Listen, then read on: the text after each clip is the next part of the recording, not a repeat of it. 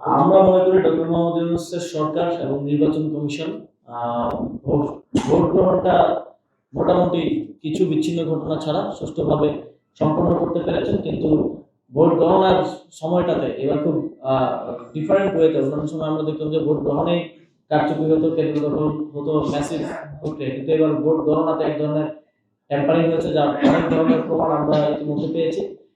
তো আমরা ভোট গণনার ক্ষেত্রে এবং ফলাফল প্রকাশের ক্ষেত্রে অবশ্যই বলবো যে সরকার এবং নির্বাচন কমিশন সহ যারা সংশ্লিষ্ট কর্তৃপক্ষ তারা ব্যর্থতার পরিচয় দিয়েছে।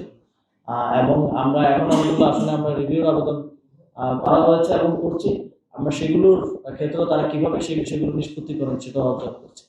এই এই প্ল্যানের অংশ আসলে অনেকেই, আমি যেটা বললাম যে এখানে অনেক পুরো একটা ইকোসিস্টেমের মধ্য দিয়ে প্ল্যানটা বাস্তবায়ন করা হয়েছে।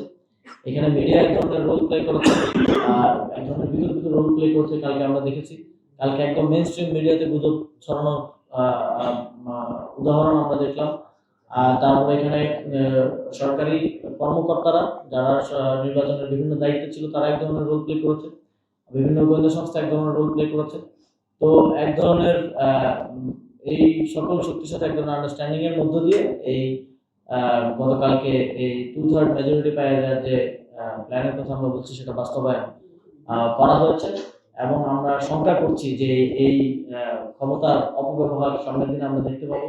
আওয়ামী লীগের সময় আমরা দেখেছি কিভাবে একজন ব্যক্তির কারণে আইন পরিবর্তন করা হয়েছে, সংবিধান পরিবর্তন করা হয়েছে, শেখ হাসিনার অ্যাবসলিউট পাওয়ারের কি ধরনের অপপ্রয়োগ করা হয়েছে।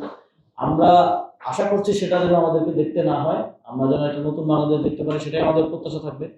জনকল্যাণের জন্য এবং জনগণের জন্য যদি কেউ সরকার কাজ করতে চায়, পরবর্তী সরকার আমাদের তার প্রতি সহযোগিতা থাকবে। কিন্তু জনগণের বিরুদ্ধে কিছু করতে গেলে সেক্ষেত্রে আমরা সকল প্রক্রিয়ায় তার বিরোধিতা করব, রাজনৈতিকভাবে তার বিরোধিতা করব।